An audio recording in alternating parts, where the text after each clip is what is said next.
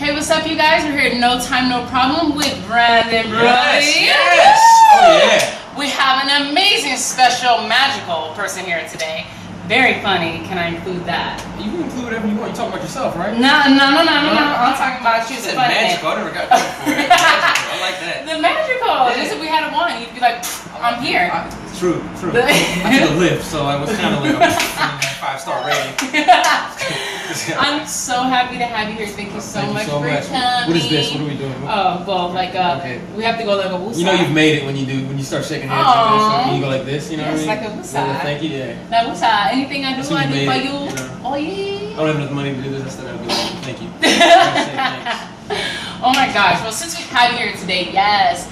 So let me, for one, everybody, I've known this man for quite some years. Yeah. So this is like a special interview to me, to my heart, because I have seen this man grow so over the years. So let's get started. Where are you from? Let them know that. Originally from Maryland, represent DC, Maryland, Virginia, the whole DMV, DMV? DMV represent, yeah. So I lived in all over the place. I lived in Baltimore, lived in DC, lived in Maryland. Nice. But, so for our East Coasters, do you miss it?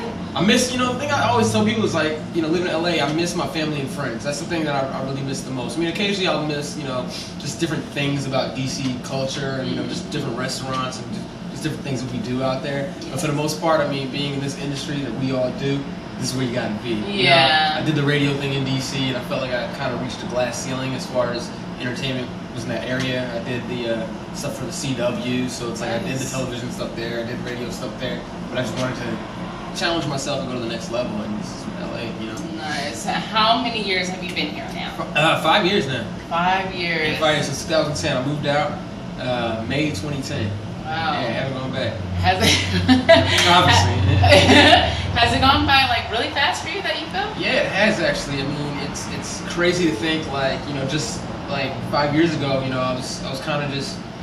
I don't know, I guess I was just feeling a little stagnant at home. I was doing stand-up comedy back in DC and Maryland, that area, and I just felt like I needed something different. I ended up taking a trip out to LA, February of 2010 I was attending a wedding, and then I linked up with one of my homeboys, and he was interested in moving to LA, so we kind of browsed places, and we realized, this is where we wanted to be. In that time, we started browsing. Another guy that was kind of like, on our team, we were shooting stuff. We were working a lot, shooting. We all were just excited about shooting stuff and working on stuff. He said, hey, I want to move to LA too. So then next thing you know, April 2010, everyone packed up their stuff. And I was able, it took me a little bit longer, but May 2010. Wow, that's awesome. So since you have been here, what can you say to people that look at you like, wow, he did it. Like, I want to be there. I want to do something just like that. What advice would you give people on the journey? I think that the biggest thing is that you have to have a plan. You don't want to just move anywhere without a plan. You got to have some idea of what you can do, because everyone has these dreams and these ideas of grandeur and these not even grandeur, but just like you have these dreams and goals you want to achieve, but you don't just walk into California state lines and make it. Exactly. Everyone has to have a struggle, and so in that time, you can either you take that struggle and you got to look at it like, well, what else can I do to make income? What else can I do to network? What else can I do to increase my brand? So you have to figure out what is it? What's your skill? What's your trade? What can you bring to the table? A lot of people I've seen, they've had to get part-time jobs, or they've had to get jobs, just to sustain themselves up here out here. It's hard. It is difficult. I've done a lot of production assistant gigs, PA gigs, what they call them out here, where you're basically just a gopher. You're at the bottom of the totem pole. You have a walkie-talkie. They say, hey, somebody needs water, somebody needs hot sauce, whatever it may be. You have to go get it. Pick up from the airport, those type of things. And you're working 12-hour days for like crumbs. But it's sometimes it's those people that work the PA that end up becoming an EP. Exactly. That's awesome. That's awesome. I love that, because it's like, it keeps you humble. You know where you came from. When people get it so easily, it's like you take stuff so for granted. You don't know what it took to get there. So that's amazing. I think a lot of people need to hear that more often than some. So be humble out there, y'all. Yeah, be humble. People don't get it overnight. There's a lot of the behind the scenes that it takes to get there. Yeah. You don't know the dedication and everything that goes into it. I'm still working. I mean, I'm still not in, let's say, my dreams and my ideas, I'm still on the way, on my journey. Now, granted, I'm very grateful and very thankful for the accomplishments I've been able to make thus far, but there's a lot more that I want to achieve and that I will achieve.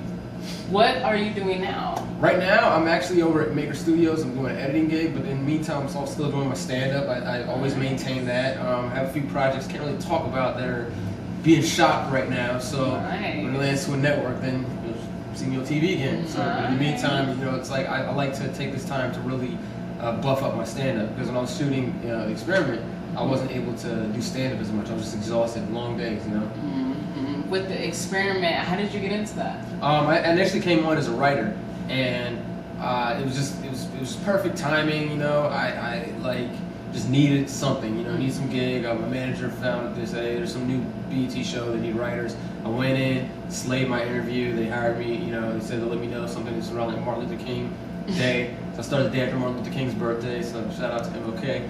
I don't know if he had something to do with that.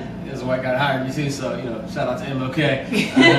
And I was brought in as a writer, and I had just came in. I was humble. I was happy to be on board. It was a writing job in my mind, and they had the host that they had at the time. He was a young guy, and they hadn't even started the show yet. We were still in pre-production. We were getting all the show together. They didn't even know what the show was going to be exactly. He wasn't as seasoned. He hadn't done too much hosting at that time. He wasn't doing stand-up, or just hadn't really been in the industry. He's from North Carolina, a talented kid, but I think that he wasn't as seasoned. So they started getting, I guess, a little cold feet, because they're like, oh, we're about to do this big thing with BET. This is a production company. We have this big thing we're about to do with BET. What are we gonna do? We have to produce something. In the meantime, they started producing little sketches, but because he was still in North Carolina, they would throw me into the sketches, and so I was kind of, doing my thing in the sketches. I'd already been doing sketches, so this was nothing to me, But again, I was just being the writer. I wasn't like, oh, I'll do the sketch. They were like, hey, Broady, would you be able to do this sketch for us? I was like, yeah, sure. Anything to keep the show, the ball rolling. I think the boss, the showrunner, found out that I had been hosting for 106 in Park. And he's like, dude, why did you tell me that? Why did you tell me you were hosting stuff? And I was like, you hired me as a writer, man. I'm just here. He's like, dude, that's amazing. I didn't know. I watched a lot of your stuff, man. You're good and all that. So that turned into, they wanted to screen test again to possibly find a new host for the show. So they asked me about screen tests. I said, all right, sure. When is my thing? So it was like that Friday. So screen tested, and first time I did it around, the text that they had on the teleprompter was for the other guy. So I read it, and this guy Jamie, that's one of the co-writers on the show, it just wasn't me. I was like reading it, just didn't feel real, didn't feel like who I could really be. So Jamie said, yo, trust me, this guy can nail it. Give us 15 minutes, we're gonna write a new script for the prompt. Trust me, let it be in Brody's language, we're gonna kill it. I came back, it was in my language, I crushed it. Like when I was able to write my own copy, I crushed it. So weekend became very long. The guy was supposed to be coming on Monday. They pushed his flight back, pushed all that stuff back for the other guy. It was kind of dark for a minute. Then the boss told me, he was like, hey man, I just want to let you know you're going to be our host for the show. That's awesome. Don't tell anyone else yet, just keep it to yourself, but I just wanted you to know. I broke down crying, of course, because this is such a life-changing opportunity, Once again, it's just amazing. I've had opportunities like this before, but they kind of fell through. Obviously 106 in Park. So I had a lot of opportunities fall through. Obviously 106 in Park ended, and then I had a deal with Fuse News. I was about to be an anchor on Fuse News, but then Jennifer Lopez bought the network out at the end of my contract, so that life-changing opportunity went away. And this is when I was about to move to New York. So I had a going away party in LA, I had a going away dinner, going away. I had to go the fuck away. I had to do something, So I left, and then as soon as I moved all my stuff back to DC. I was planning to move to New York within a couple weeks. Everyone was like, yo, we got to get on this. The show's about to start. Jennifer Lopez built the network. I was depressed. 3 months, man. I was like, it's like I never get my hopes up for stuff, but having a life-changing opportunity in your face. And it's not just somebody who's like, oh, we'll give you a call. And I had my hopes up. I had a contract that went to them, came back to me. I filled out, made my amendments to it, and then it was going back to them for approval. Once it had gone to them and came back to me, it was going to be a done deal. But it was in their hands for the last pass, and then she bought it out. So I could get nothing from it. Wow. So close. But I had to end up like, you know, I was depressed the whole month of April 2014, just like messed up, you know, like lowest point, because it's like I'm back in DC now. You know, I spent 4 years in LA.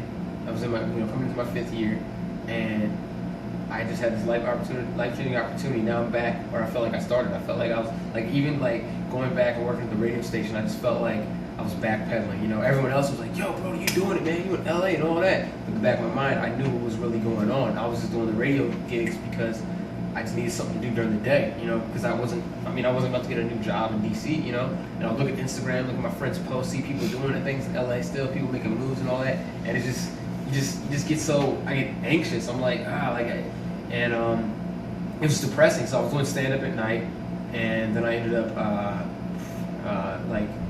just putting myself together, and I linked up with my homeboy and I said, "Yo, let's finish the script we've been meaning to finish," you know. So we wrote out a script. We wrote a whole film.